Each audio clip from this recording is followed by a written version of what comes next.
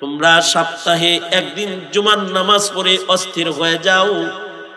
জমিনে এমন কিছু আবেদ আছে যারা প্রতি রাতে জায়নামাজে দাঁড়ায় দাঁড়ায় আল্লাহর সামনে ঘন্টার পর ঘন্টা কাটায়াও তাদের তৃপ্তি হয় না। ঘন্টার পর ঘন্টা আল্লাহর কোরআন পড়ে তাদের তৃপ্তি মিটে না। সারাক্ষণ তাসবিহ হাতে জিকির করে করে তাদের আল্লাহ পাককে ডাকার তৃপ্তি মিটে না। কারণ তাদের হৃদয় ঘোরাফেরা করে মা আবাদনাকা হাক্কা ইবাদাতিক ওয়া মা আরাফনাকা হাক্কা মারিফাতিক। এই যে ইবাদতের সুউচ্চ একটা মাকাম, এই মাকাম আল্লাহ তাআলা তাকে দেয়। ওয়া আম্মা মান খাফা মাকামা রাব্বিহি ওয়া নাহান নাফসা আনিল হাওয়া। আলহামদুলিল্লাহ আলহামদুলিল্লাহি ওয়া কাফা ওয়া সালামুন আলা ইবাদিহিল্লাযীনা ইসতাফা। أما بعد فأعوذ بالله من الشيطان الرجيم. بسم الله الرحمن الرحيم.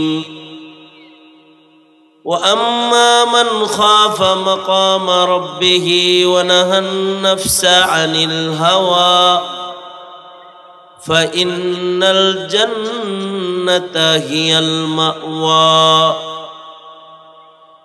وقال النبي صلى الله عليه وسلم الكيس من دان نفسه وعمل لما بعد الموت والعاجز من أتبع نفسه هواها وتمنى على الله.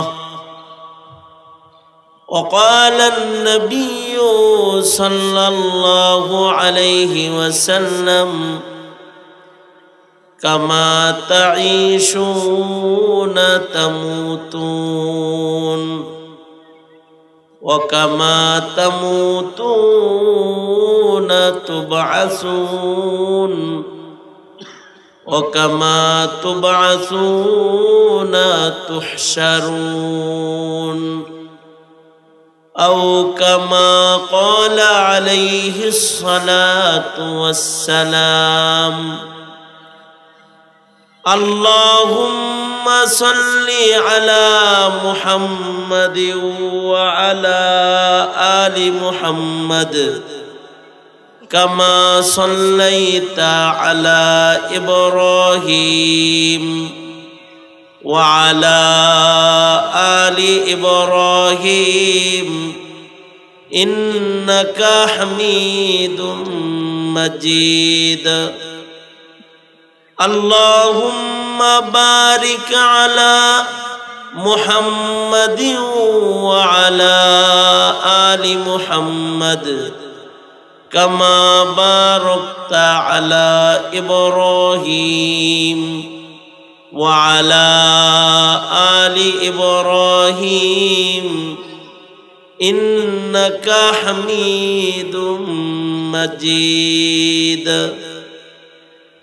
আলহামদুলিল্লাহ। আল ফারুক ইসলামী যুব সংঘের উদ্যোগে আয়োজিত মহতি মাহফিলের মোহতারাম সভাপতি, আল্লাহর দরবারে শুকর। আল্লাহ তাআলা দ্বীনি নসিহতের মজলিসে উলামাদের সোহবতে জান্নাতের বাগানে আমাদেরকে আল্লাহ তাআলা হায়াতের মূল্যবান সময় কাটানোর জন্য আসার তৌফিক দান করেছেন। এজন্য মালিকের দরবারে শুকর গুজার হয়ে শুকরিয়া আদায় করি, কালিমাতুশ শুকর পড়ি, জবান ছেড়ে ভক্তি ভরে সমস্বরে মুহাব্বতে বলি আলহামদুলিল্লাহ। গুরুত্বপূর্ণ নসিহা উলামা হযরতরা করেছেন এবং করবেন। আমি বরকতের নিয়তে আপনাদের সামনে আয়াত এবং দুই জায়গা থেকে হাদিস আপনাদের সামনে পেশ করেছি। এগুলোকে সামনে রেখে কিছু নসিহা বুজুর্গদের জবান থেকে তাকরার করা মাকসাদ আল্লাহ তাআলা কিছু উপকারী কথা আপনাদের কানে পৌঁছে দেওয়ার তৌফিক দান করেন, আমিন। আমি অন্য কোনো দিকে না গিয়ে আমি একটা সবক এটা তাকরার করি, আপনারা শুনতে থাকেন। আল্লাহ তাআলা বুজুর্গদের নসিহত থেকে যদি কোনো উপকার দেয় তো পেয়ে যাবেন, আমিও পেয়ে যাবো, আপনিও পেয়ে যাবেন। দুই প্রকারের মাখলুক আল্লাহ তাআলা বানাইছেন। এক প্রকারের মাখলুককে আল্লাহ তাআলা নিজস্ব ইচ্ছা শক্তি দান করেন নাই, তাদের নিজেদের কোনো ইখতিয়ার ইচ্ছা নাই, যেমন ফিরিস্তা, তাদের কোনো ইচ্ছা শক্তি নেই। আল্লাহ তাআলা যাকে যেখানে দাঁড় করায় রাখছে সে সেখানে দাঁড়ায় রয়েছে, যে কাজে নিয়োজিত করেছে সে কাজ করতেছে। মেরাজের সফর থেকে আসার পরে আল্লাহর রাসূল সাল্লাল্লাহু আলাইহি ওয়াসাল্লাম মেরাজের সফর থেকে ফিরে বর্ণনা দিয়েছেন যে কিছু ফেরেশতাকে নবীজি হাইয়াতে সালাতে দেখেছেন, সেজদার হালতে, রুকুর হালতে, কওমার হালতে, জলসার হালতে দেখেছেন। সৃষ্টির পর থেকে যাকে সেজদায় রাখছে সে কিয়ামত পর্যন্ত সেজদায় থাকবে, যাকে কওমার হালতে রেখেছে সে কওমার হালতেই থাকবে, যাকে জলসার হালতে রেখেছে জলসায় থাকবে কিয়ামত পর্যন্ত। মাথা তুলবে না, তোলার ইচ্ছা তাদের হবে না, ইচ্ছা শক্তি আল্লাহ দেন নাই। যেমন হযরত ইসরাফিল আলাইহিস সালাতু ওয়াস সালামকে সিংহা মুখে দিয়ে আল্লাহ তাআলা দাঁড় করায় রাখছেন, সিংহা ফু দিবেন কিয়ামত যেদিন হবে সেদিন। এর আগেই এক পা সামনে এক পা পিছে দিয়া পূর্ণ শক্তি গলার কাছে এনে মুখে সিংহা নিয়ে দাঁড়ায় আছে ভয়ঙ্কর আকৃতিতে। এর ভেতরে ইসরাফিলের এই আশা জাগবে না যে কিয়ামত কত দূর, একটু ঘুরে আসি বাগান দিয়ে, আসবে না। একটু বসি, দাঁড়ায় থেকে কি করবো, বসি, একটু শুয়ে থাকি, এমন কোন ইচ্ছা ইসরাফিলের উদয় হবে না, কারণ নিজস্ব ইখতিয়ার বা ইচ্ছা শক্তি আল্লাহ দেন নাই। এই মুকাদ্দাস সৃষ্টি ফেরেশতাদেরকে ইচ্ছা শক্তি দেন নাই। জামাদাত, নাবাতাত, আসমান জমিন, গ্রহ তারা, এদেরকে ইচ্ছা শক্তি দেন নাই। সূর্য যেখান থেকে সৃষ্টির পর থেকে উদয় হইতো আজও সেখান থেকেই উদয় হয়, যেখানে ডুবতো সেখানেই ডুবে যায়। শীতের দিনে যে পথে চলতো সে পথেই চলে, গরমের দিনে যে পথে চলতো সে পথেই চলে, চলবে কিয়ামত পর্যন্ত। এক সেকেন্ডের ব্যবধান নিজের থেকে ইচ্ছা করে সে করবে না, ইচ্ছা শক্তি তার নাই। আবার এমন কিছু প্রাণী দিছেন, বানাইছেন, যাদেরকে ইচ্ছা শক্তি দিচ্ছেন কিন্তু ইচ্ছা বাস্তবায়ন শক্তি দেন নাই। কারোর কাছে তাদেরকে মুসাখখার করে দিচ্ছেন। যেমন গরু ছাগলের ইচ্ছা আছে কিন্তু ইচ্ছা বাস্তবায়ন ক্ষমতা নাই, মনে চাইলেই ঘোড়ার কায়দা নাই। রশি দিয়া যে গাছের সাথে বেঁধে রেখেছে সারাদিন সেখানে থাকবে, যে ঘরে আটকায় রাখে সারা রাত ওই ঘরে শুয়ে থাকবে, ওই জায়গায় যে জায়গায় বেঁধে রেখেছে সেখানে থাকবে। আমনের তো 1 ঘন্টা এই রুমে, 1 ঘন্টা ওই রুমে, 1 ঘন্টা ড্রয়িং রুমে, কত রুম ঘুরেন, কিন্তু ও ওই এক জায়গায় রশিতে বাঁধা। ওরও ঘুরতে মনে চায় কিন্তু বাঁধা আছে। আপনার আমার যেরকম ইচ্ছা শক্তি আছে ওরও ইচ্ছা শক্তি আছে, কিন্তু ওর ইচ্ছা বাস্তবায়ন ক্ষমতা ওর নাই। গরুর গাড়ি যখন চলে তখন দেখবেন গরুর চোখ দিয়ে পানি পড়ে, যখন হাল বায় তখন কিছু গরু কান্দে, তার মানে ওর খারাপ লাগতেছে, কিন্তু ওর ওই খারাপ অবস্থাটা বলার ভাষা আল্লাহ ওকে দেন নাই। যে মনিব, আমার হাই প্রেসার, আমার কোমরে ব্যথা, হাঁটুতে ব্যথা, আজকে লাঙ্গলটা আমাকে দিয়ে দিয়েন না, বুঝাটা আজকে একটু গরুর গাড়িতে কমায় দেন, এটা বলার ক্ষমতা আল্লাহ তাআলা ওকে দেন নাই। ইচ্ছা দিচ্ছেন, ইচ্ছা ব্যক্ত ভাষা অথবা ইচ্ছা বাস্তবায়ন ক্ষমতা কোনটাই আল্লাহ তাআলা ওদেরকে দেন না। গরুর স্তন থেকে দুধ সব দহন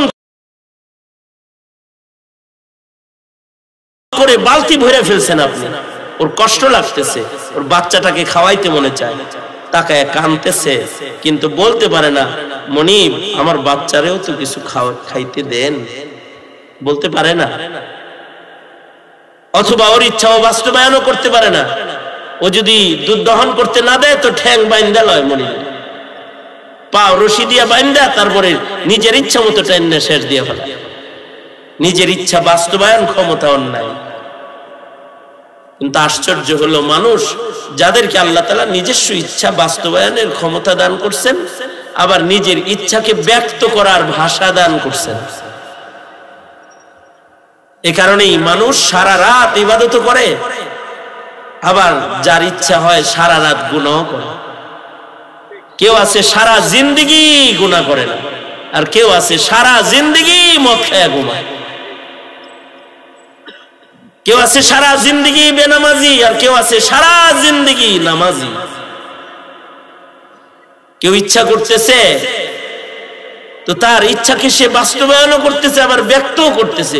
আমার দেহ আমি দেব, যাকে খুশি তাকে দেব। নাউজুবিল্লাহ বলেন। নারীবাদীদের স্লোগান, আমার দেহ আমি দেখাবো, যারে খুশি তারে দেখাবো। বোরকা পরতে কাউকে নিজের ইচ্ছাকে ব্যক্তও করেছে। এ কারণেই তো মানুষ আল্লাহর ধর্ম মানতে চায় না। লা ইকরাহা ফিদ্দীন, দ্বীনের ব্যাপারে জবরদস্তি নাই। হ্যাঁ, ইচ্ছাটা সে বলে ফেলছে, আমি নামাজ পড়ব না, আমারে কেউ কিছু কইতে পারবে না। তার ইচ্ছাকে সে বলে ফেলেছে। কে বলেছে দ্বীনের ব্যাপারে জবরদস্তি নাই? দ্বীনের ব্যাপারে জবরদস্তি আছে। ইচ্ছা করে যদি কেউ নামাজ না পড়ে তাহলে তাকে গর্দান কাটার বিধানও কোনো মাযহাবে আছে। হানাফি মাযহাবে জেলখানায় রাখার বিধান আছে।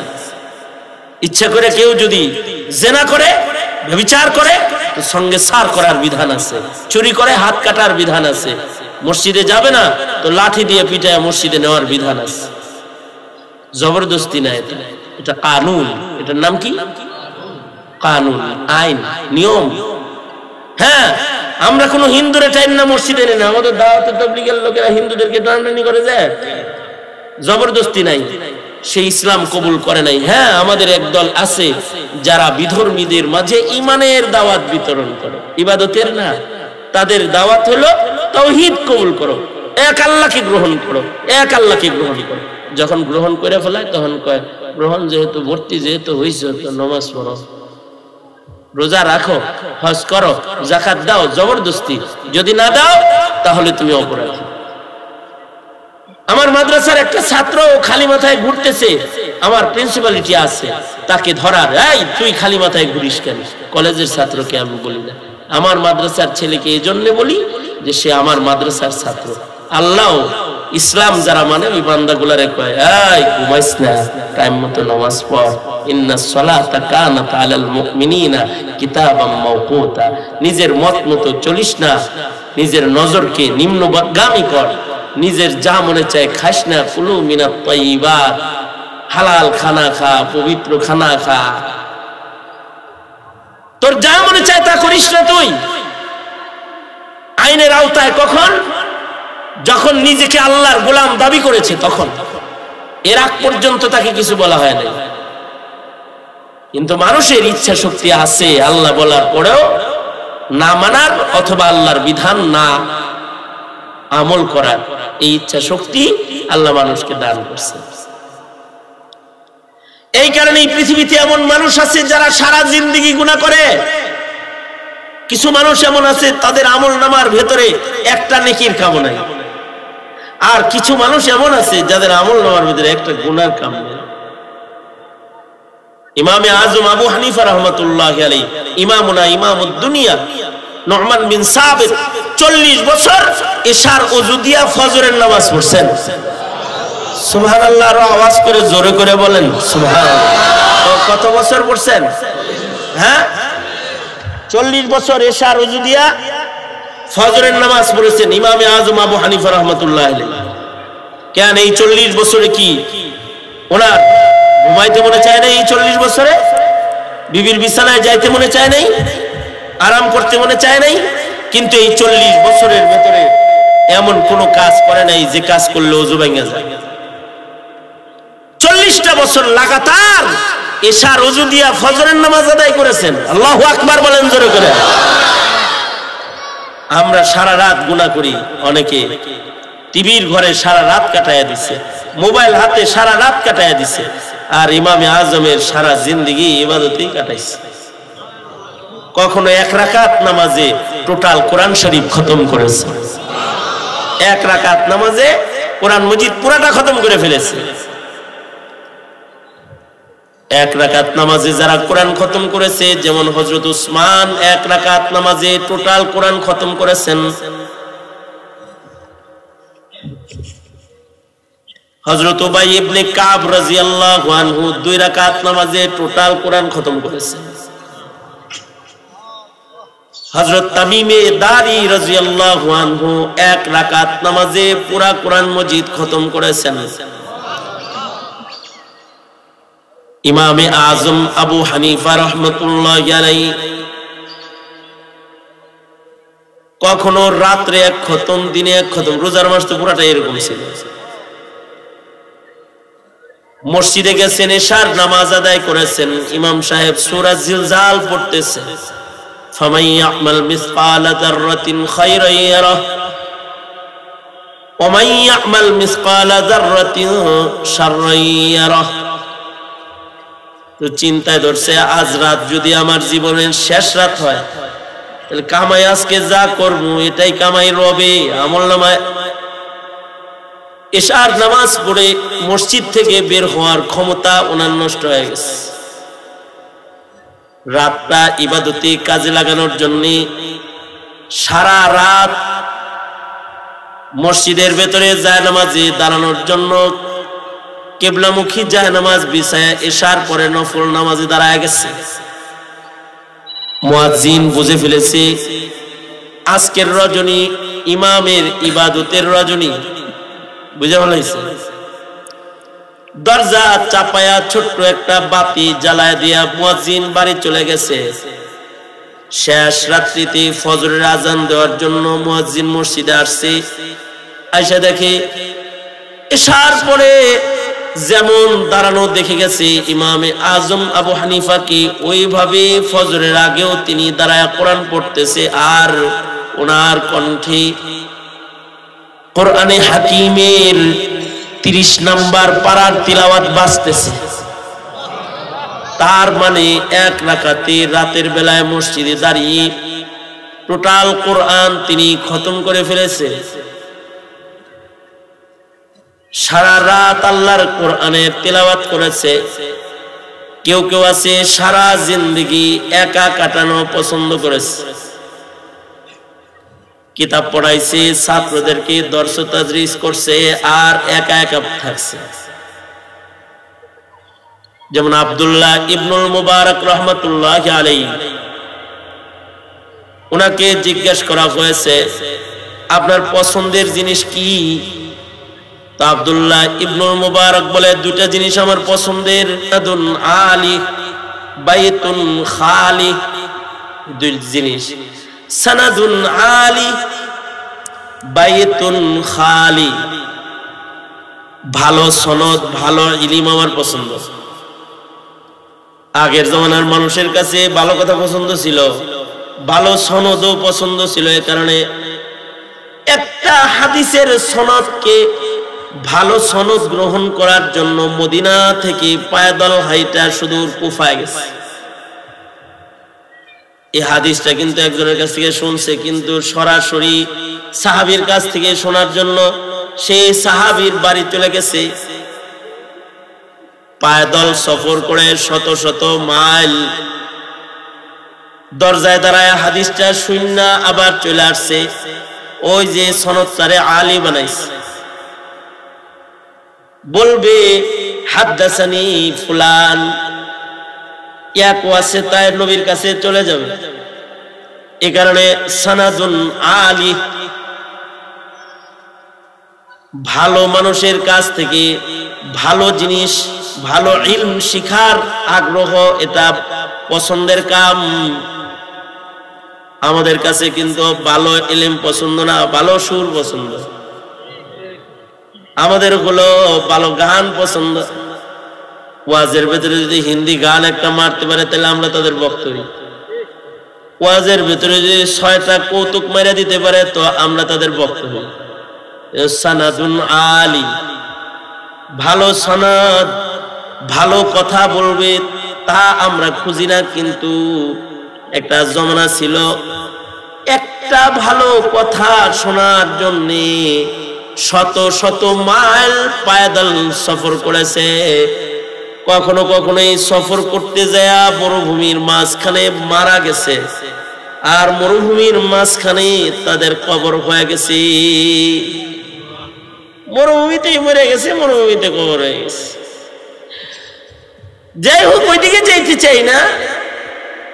সনাদুন আলী, আলী সনাদ আমার পছন্দ, আর বাইতুন খালি। আমাদের কি খালি ঘর পছন্দ? আমাদের তো খালি ঘর পছন্দ না, আমাদের হলো টিভির ঘর পছন্দ। আমাদের খালি মোবাইল পছন্দ না, ইন্টারনেট মোবাইল পছন্দ, ফেসবুক সহ মোবাইল, ইউটিউব টিউটর সহ মোবাইল আমাদের পছন্দ।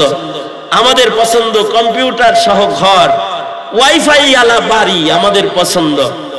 আর ইবনুল মুবারকের কাছে পছন্দ সনাদুন আলী বাইতুল খালি, খালি ঘর পছন্দ। খালি ঘর কেন পছন্দ? ছাত্ররা বলে, ওনার শাগরেদরা ওনাকে বলে, এই ইমাম আপনার কাছে খালি ঘর পছন্দ কি লাগে? আপনার কি একা থাকতে বৈরি লাগে না? একা থাকলে তো বৈরি বৈরি হালত চলে আসবে।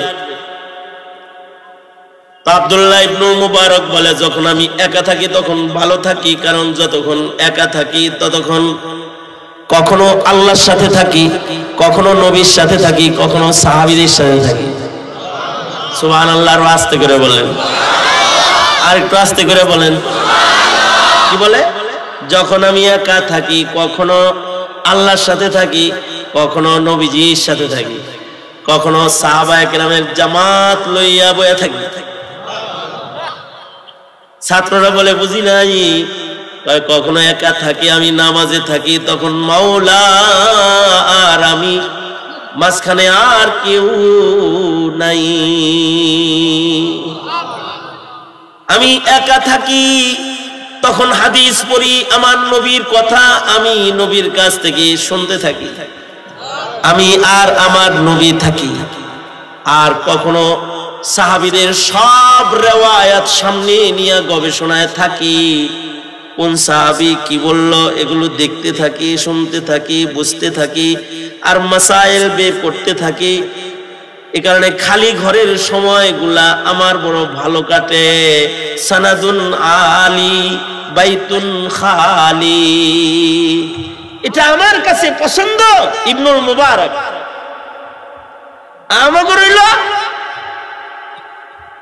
মোবাইল আছে মানে প্রেমিকার লগে আছে, মোবাইল আছে মানে নায়িকার লগে আছে, মোবাইল আছে মানে নায়িকার লগে আছে, মোবাইল আছে মানে কৌতুক মাস্টারের লগে আছে, মোবাইল আছে মানে সারা দুনিয়াকে হাতের মুঠার ভেতরে আছে।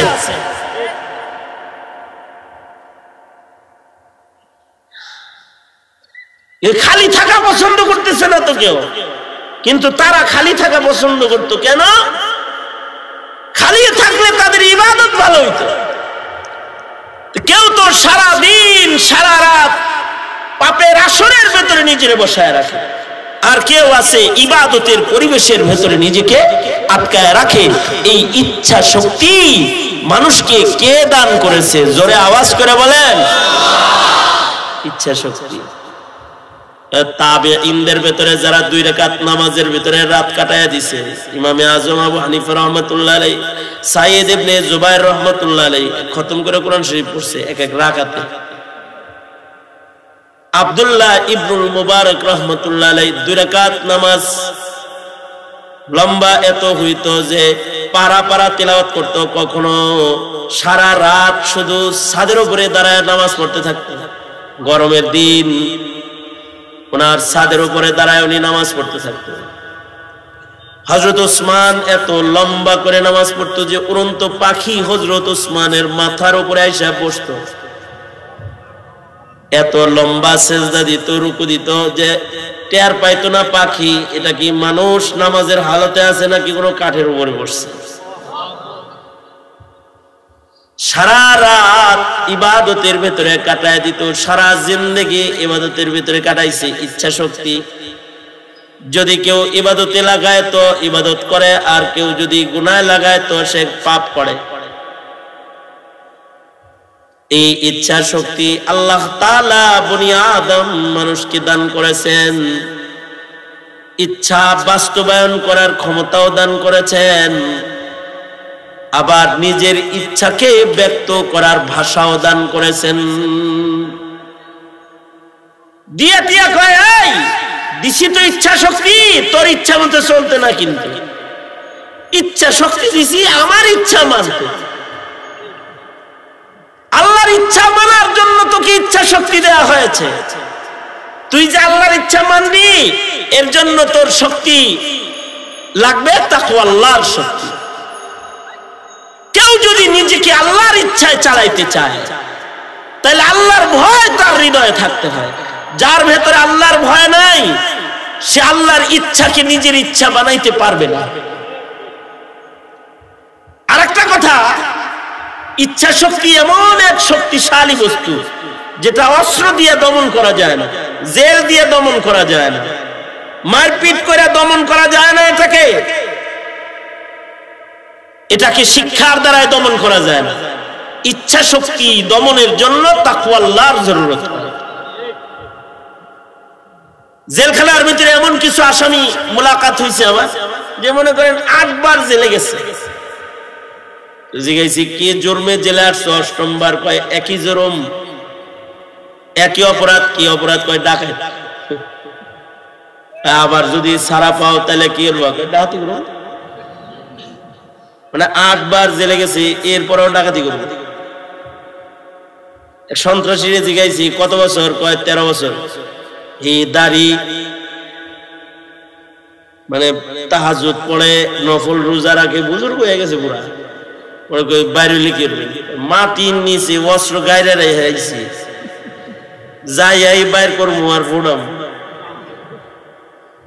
ইচ্ছা শক্তি মানুষে আটকায় রেখে দমন করা যায় না।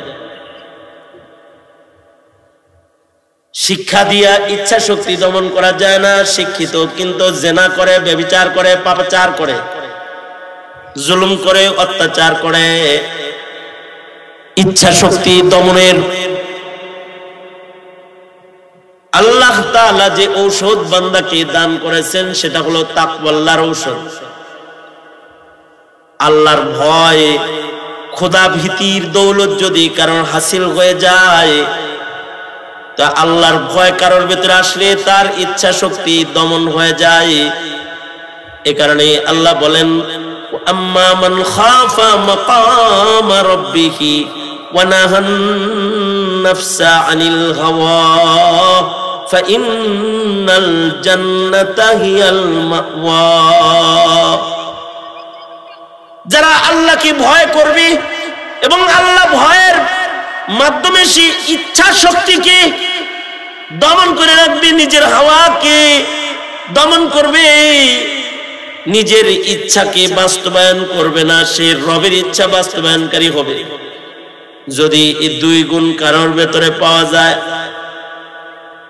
যে সে আল্লাহকে ভয় করার মতো ভয় করে এবং আল্লাহর ভয়ের কারণে নিজের নফসানিয়তকে কাবু করে, এই 2 জিনিস কারোর আসলে আল্লাহ তাআলা তাকে আল্লাহর জান্নাত, তাদেরকে আল্লাহ তাআলা বাসস্থান হিসেবে দান করবে।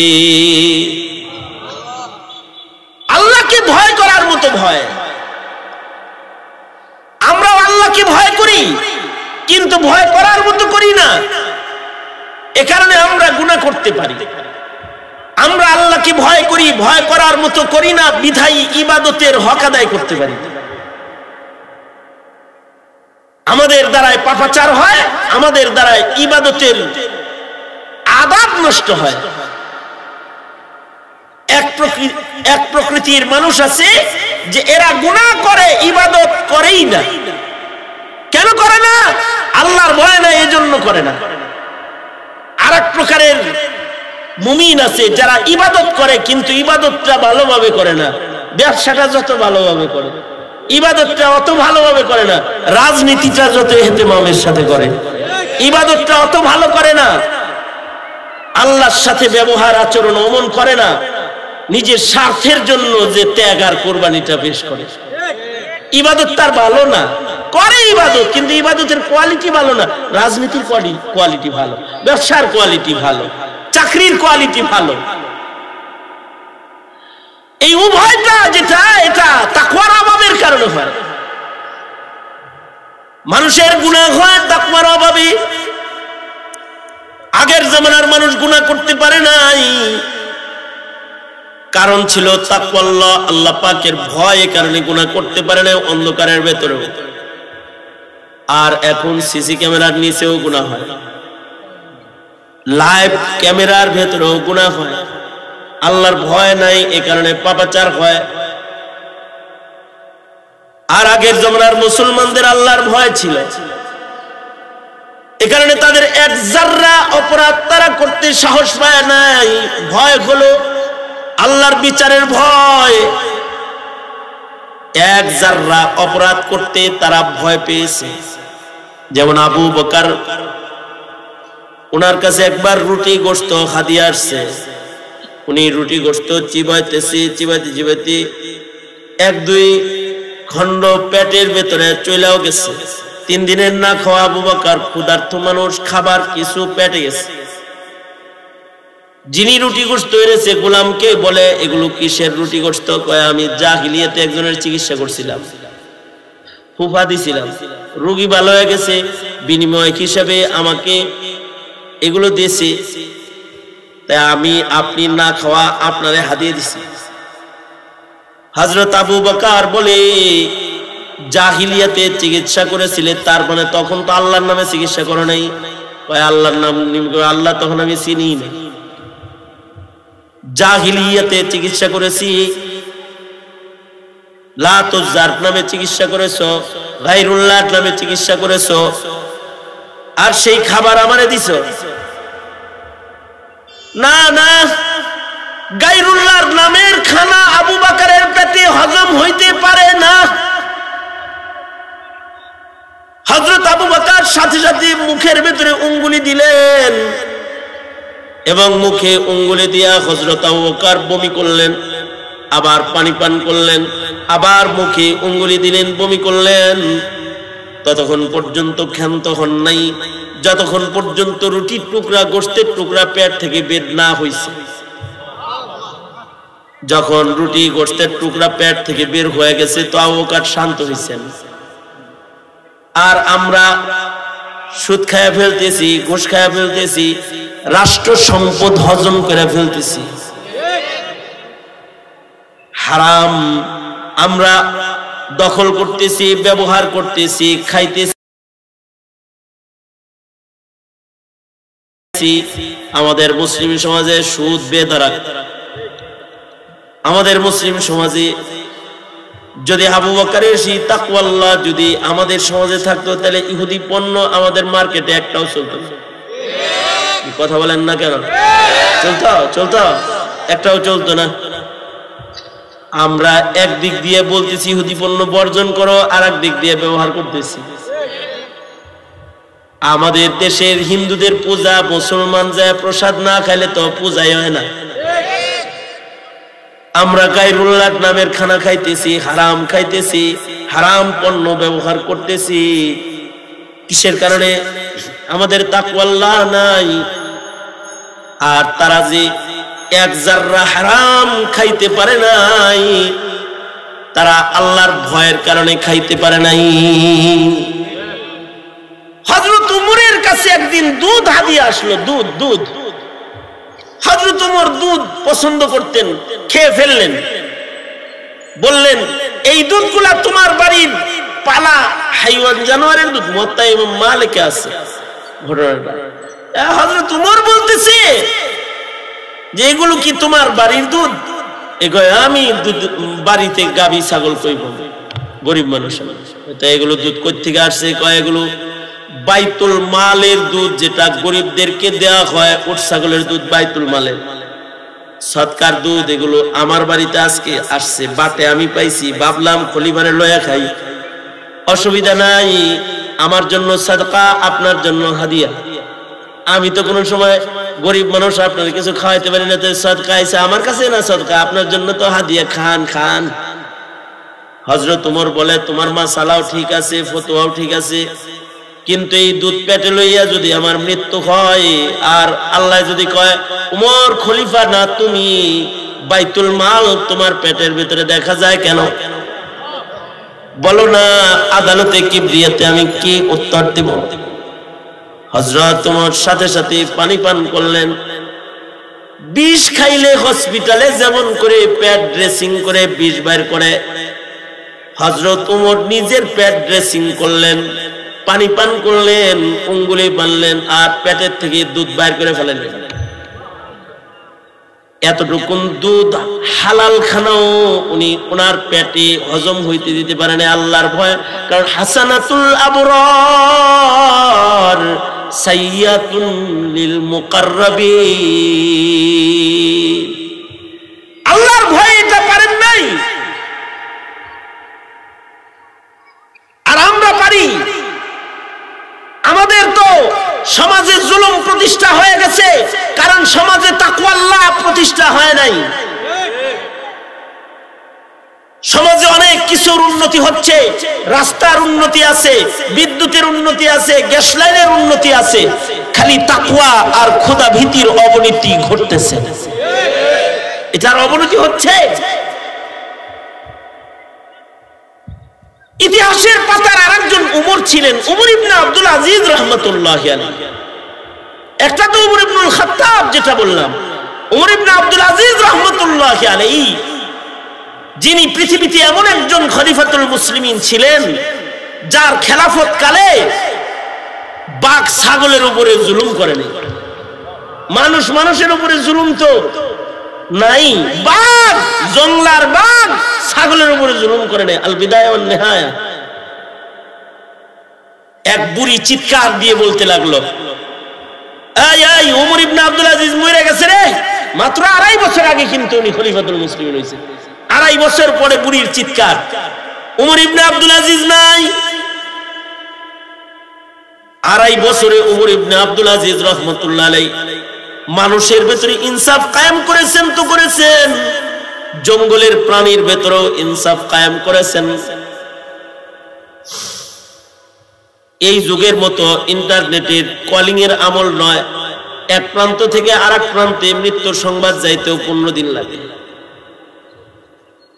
মহিলাটা চিৎকার করে বলে, নাই নাই রে, ওমর ইবনে আব্দুল আজিজ বাঁচা নাই। লোকেরা কয় তোমার মাথা খারাপ নাকি? কয়দিন আগে আসলাম, দেখলাম খলিফাতুল মুসলিমিন সুস্থ সবল ইবাদত করে। না, খবর নিয়ে দেখো নাই। কিছুদিন পরে কাফেলা একটা আসছে শহর থেকে গ্রামে, কয় ওমর ইবনে আব্দুল আজিজ মারা গেছে। সবাই মিলা মহিলার কাছে যায় বলে, ও বুড়িমা তুমি কেমনে জানছিলা ওমর ইবনে আব্দুল আজিজ মারা গেছে? মহিলা বলে, নিজের চোখে নদীর ঘাটে 2.5 বছর যাবৎ দেখি বাঘ ছাগল একসাথেও পানি পান করে, কিন্তু বাঘ ছাগলের উপরে আক্রমণ করে না। আজকে 2.5 বছর পরে নিজের চোখে দেখলাম বাঘ ছাগলের রক্ত পান করতেছে। তখন বুঝেছি ওমর ইবনে আব্দুল আজিজ নাই রে। ওমর ইবনে আব্দুল আজিজ যদি বাঁচা থাকতো তাহলে বাঘ ছাগলের রক্ত পান করতে পারত না। মাত্র 2.5 বছরের খেলাফত কালে জঙ্গলের জুলুমও বন্ধ করেছেন। সুশাসন প্রতিষ্ঠা করতে 50 বছর লাগে না, 50 বছর লাগে না। শাসনের মতো শাসন হলে 2.5 বছরও জঙ্গলেও ইনসাফ কায়েম হয়ে যায়। ওমর ইবনে আব্দুল আজিজ রাহমাতুল্লাহি আলাইহি কয় মাত্র 5 বছর এমপি ছিলাম, কিছু করতে পারি নাই, তো আরেকটা বছর দেন, ইনশাআল্লাহ সামনে খেদমত করে দেব। তার মানে এবছর কাটছি, সামনে বছর সিরিয়া কাটটা লবণ লাগাইয়া দিব, সামনে বছর লবণ লাগাইয়া। খেলাফতের মতো খেলাফত 2.5 বছর হইলেও হয়। ওমর ইবনে আব্দুল আজিজ রাহমাতুল্লাহ আলাইহি 2.5 বছরের খলিফাতুল মুসলিমিন। কারণ খলিফা হিসাবে শুধু ওনার শোহরত না, আবেদ হিসাবেও ওনার শোহরত। আবেদ কেমন ছিলেন? যে ওনার ইবাদতের তাসির ওনার ঘাম দিয়ে বাইরিত। ওনার গায়ের জামার সাথে জামা ধুইলে সেই জামার ভেতরে 40 দিন মেশকে আম্বরের ঘ্রাণ পাওয়া যেত। চাকর মারজুরির গল্প না।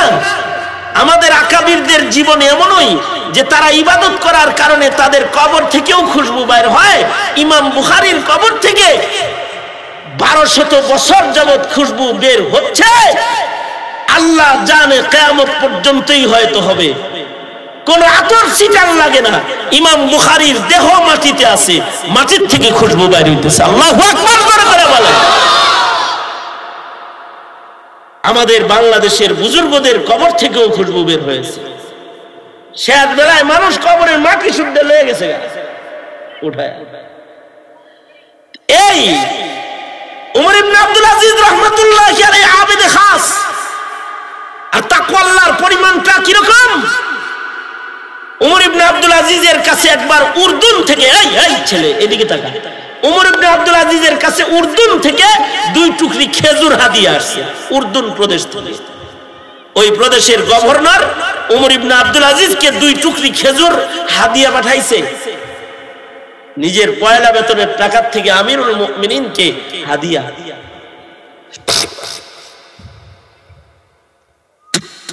তো হযরত উমর ইবনে আব্দুল আজিজ রাহমাতুল্লাহি আলাইহি উনি খেজুরগুলো পাইয়াই উনি বললেন, কে পাঠাইছে রে খেজুর? উর্দুনের গভর্নর পাঠাইছে। বড় দামি খেজুর। উর্দুনে ভালো খেজুর চাষাবাদ হতো তখন। সবচেয়ে দামি খেজুর আপনাকে দিছে হাদিয়া। খেজুরগুলো আসলো কেমনে রে? আসছে হলো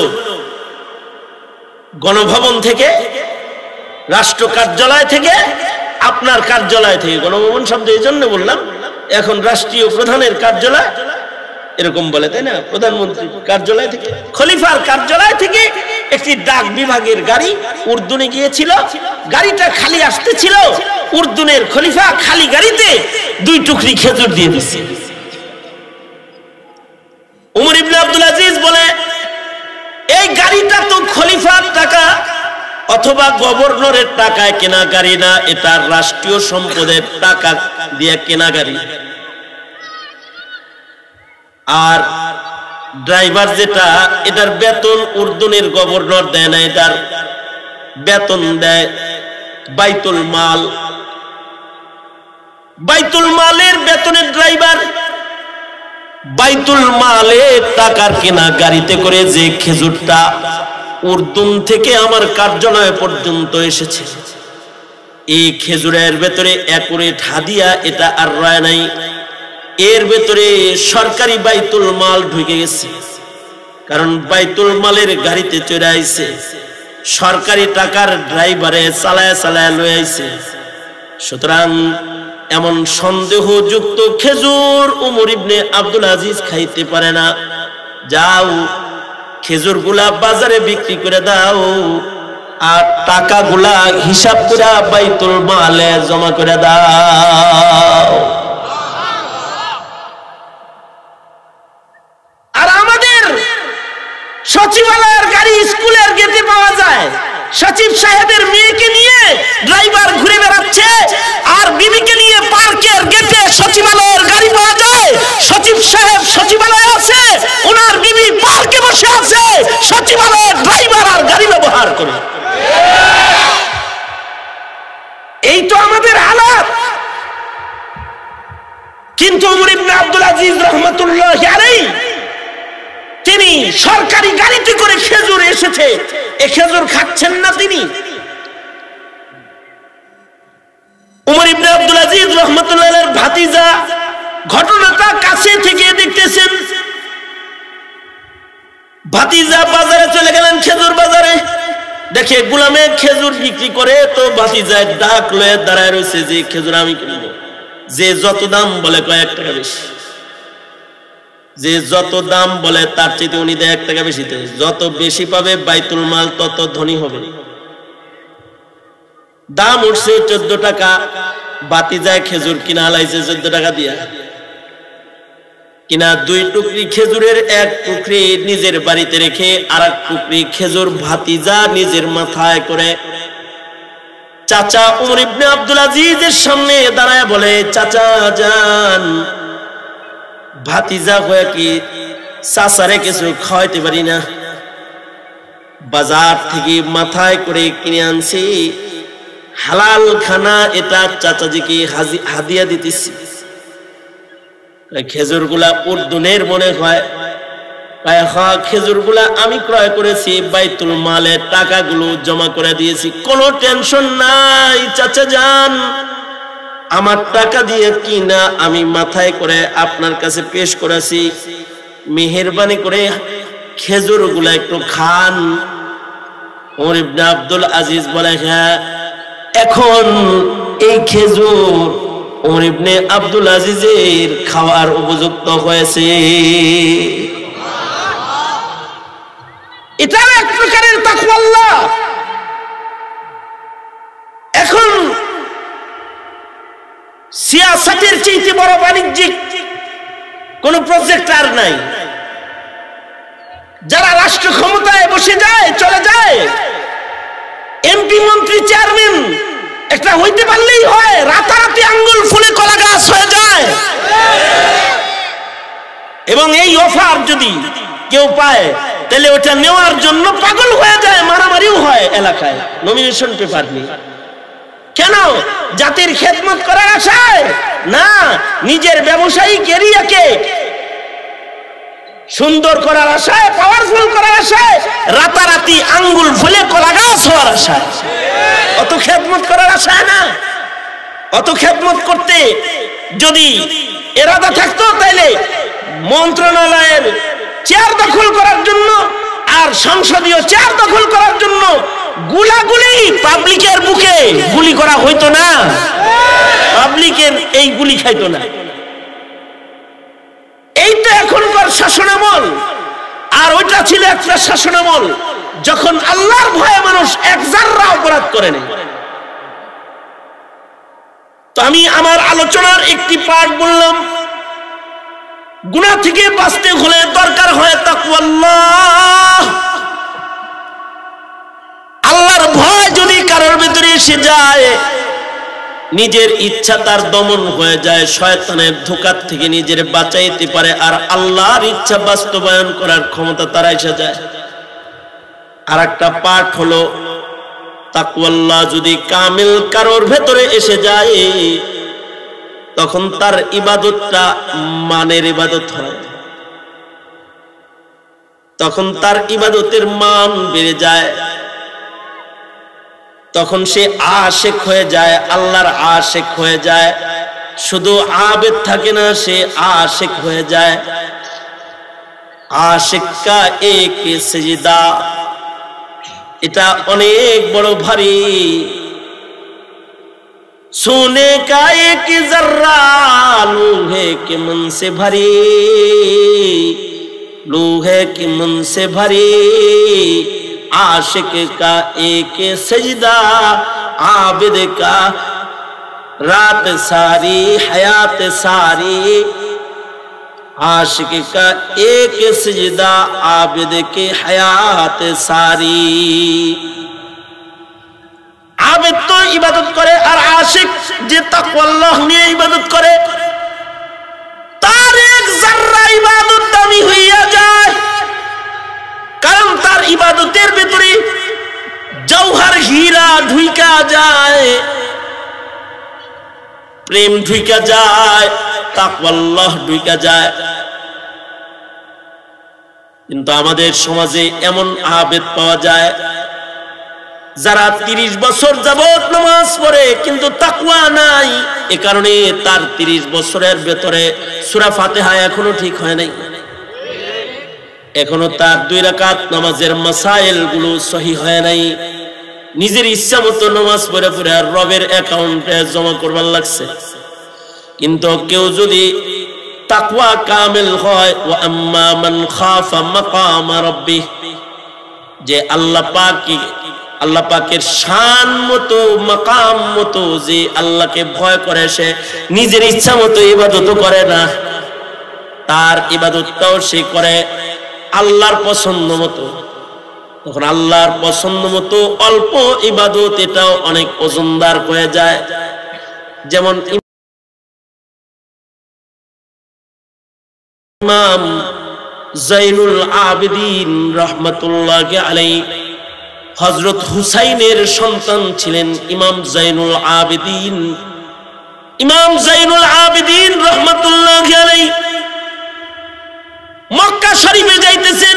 এটা আমার শেষ কথা, খেয়াল করে শোনো। মক্কা শরীফে যাইতেছেন ইমাম জাইনুল আবেদিন, কাবায় যাইতেছেন, ইহরামের কাপড় পয়রা তালবিয়াটা পড়ছেন, লাব্বাইক আল্লাহুম্মা লাব্বাইক লাব্বাইক লা শারীকা লাক লাব্বাইক। তালবিয়াটা পড়ার সাথে সাথে ইমাম জাইনুল আবেদিন অজ্ঞান হয়ে মাটিতে পড়ে গেছে। মাথায় পানি দেওয়ার পরে হুঁশ আসছে জাইনুল আবেদিন। সাথীরা কয় ইমাম মাথায় পানি দিলাম, বেহুশ হয়ে গেলেন, কেন লেগে কোনো পেরেশানি? না, দুনিয়ার কোনো পেরেশানি না, আখিরাত তো আপনার সুন্দর যাইতেছেন। কাবা ঘরে আল্লাহর নির্বাচিত জমিন দিয়ে হাঁটাহাঁটি করবেন, কাবা ঘর তওয়াফ করবেন, মুলতাজমে তোরা আল্লাহরে ডাকবেন, হাজারুল আসওয়াদে চুম্বন করবেন, আরাফা মিনা মুজদালিফায় ঘোরাঘুরি করবেন, সাফা মারওয়ায় দৌড়াইবেন। কত সাআদাতমন্দ আপনি! এত দামি ইবাদতের জন্য আল্লাহ আপনাকে মৌকা দিয়েছে। এখন টেনশন না করে তো এখন খুশি হওয়ার কথা আপনার। তা আপনি এই হজ করতে যায় খুশি হইবেন, টেনশনে পড়ছেন কেন? কয় টেনশনে পড়ছি আমি জাইনুল আবেদিনের দিলের ভিতরে একটা ভয়। আমি যখন বলি লাব্বাইক আল্লাহুম্মা লাব্বাইক, তখন ডর লাগে, না জানি আসমান থেকে আল্লাহ তাআলা ডেকে আমাকে বলে লা লাব্বাইক ওয়ালা সাদাইক। যদি আমারে আল্লাহ এটা বইলা ফলায়, নিলাম না জাইনুল আবেদিন তোর লাব্বাইক, করলাম না তোকে আমার মাহবুব বান্দা আমি। বলো না আমি জাইনুল আবেদিনের মতো বহুত বান্দা এই জমিনে ও মহান রব্বে জলিলের আছে, কিন্তু আমি জাইনুল আবেদিনের কি ওই মহান আল্লাহ ছাড়া আর কোন আল্লাহ আছে যার কাছে যাই আমি বলতে পারি লাব্বাইক? কারোর ভিতরে যদি তাকওয়াল্লাহ এসে যায় তখন তার হালত এরকম হয়ে যায়। এ কারণেই মুহাম্মদুর রাসূলুল্লাহ সাল্লাল্লাহু আলাইহি ওয়াসাল্লাম সাইয়্যিদুল মুরসালিন রাহমাতুল লিল আলামিনের খাতায় যার নাম, সেই পয়গম্বর রাতের গভীরে হাত তুলে আল্লাহকে ডেকে ডেকে বলতেন, মা আবাদনাকা হাক্কা ইবাদাতিক ওয়া মা আরাফনাকা হাক্কা মারিফাতিক। ওগো আল্লাহ, যেভাবে তোমায় চেনা দরকার ছিল ওইভাবে তোমারে চিনবার পারি নাই, যেমনি তোমারে ডাকা দরকার ছিল তেমনি তোমাকে ডাকতে পারি নাই। তোমরা সপ্তাহে একদিন জুমার নামাজ পড়ে অস্থির হয়ে যাও। জমিনে এমন কিছু আবেদ আছে যারা প্রতি রাতে জায়নামাজে দাঁড়ায় দাঁড়ায় আল্লাহর সামনে ঘন্টার পর ঘন্টা কাটায়াও তাদের তৃপ্তি হয় না। ঘন্টার পর ঘন্টা আল্লাহর কোরআন পড়ে তাদের তৃপ্তি মিটে না। সারাক্ষণ তাসবিহ হাতে জিকির করে করে তাদের আল্লাহ পাককে ডাকার তৃপ্তি মিটে না, কারণ তাদের হৃদয় ঘোরাফেরা করে মা আবাদনাকা হাক্কা ইবাদাতিক ওয়া মা আরাফনাকা হাক্কা মারিফাতিক। এই যে ইবাদতের সুউচ্চ একটা মাকাম, এই মাকাম আল্লাহ তাআলা তাকে দেয়। ওয়া আম্মা মান খাফা মাকামা রাব্বিহি ওয়া নাহান নাফসা আনিল হাওয়া ফাইন্নাল জান্নাতা হিয়াল মাওয়া। যতক্ষণ পর্যন্ত নিজের নফসকে তোমরা কাবু না বানাবে, নফস যা চায় তাই যদি করতে থাকো, নফস শেভ করতে মনে চায় আর তুমি যদি শেভ করো, নফস বেনামাজি থাকতে মনে চায় তুমি যদি নামাজ না পড়ো, নফস আজাদ চলতে মনে চায় তুমি যদি আজাদ চলো, নফস হারাম খাইতে চায় তুমি যদি হারাম খাও, মনে রাখবে তুমি বোকা, তুমি চালাক নও, তোমার নফসকে দিয়া তোমার ওই কাজগুলো করাইতে হবে। তোমার নফসকে ঈমানের দ্বারা মুতমাইন বানায় কদম কদম তোমার চলতে হবে। তোমার নফস যা পছন্দ করে তা তুমি করবা না, তুমি করবা যা আল্লাহ পছন্দ করে। তুমি করবা ওই কাজ যেটা কবরের ঘরে তোমার উপকার দিবে, যেটা হাসরে তোমার উপকার হবে। তাহলে তুমি চালাক। আল কাইসু মান দানা নাফসাহু ওয়া আমিলা লিমা বা'দাল মাউত ওয়াল আজিজু মান আতবা'a নাফসাহু হাওয়াহা ওয়া তামান্না আলাল্লাহ।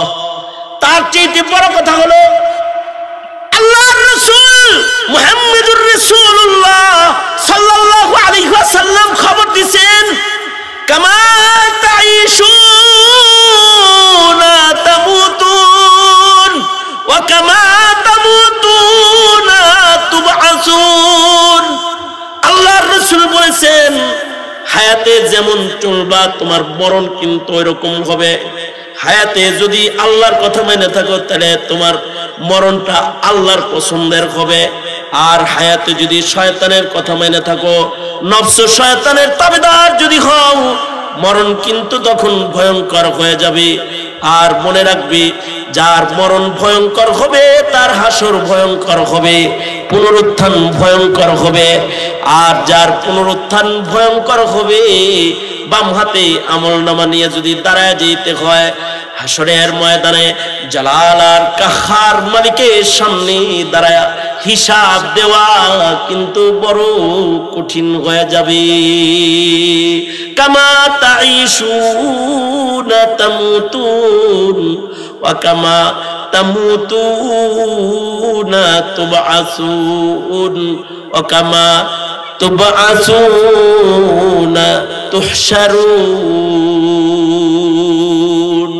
সুতরাং তোমার আমার মরণ, তোমার আমার হাসর যেন খারাপ না হয়।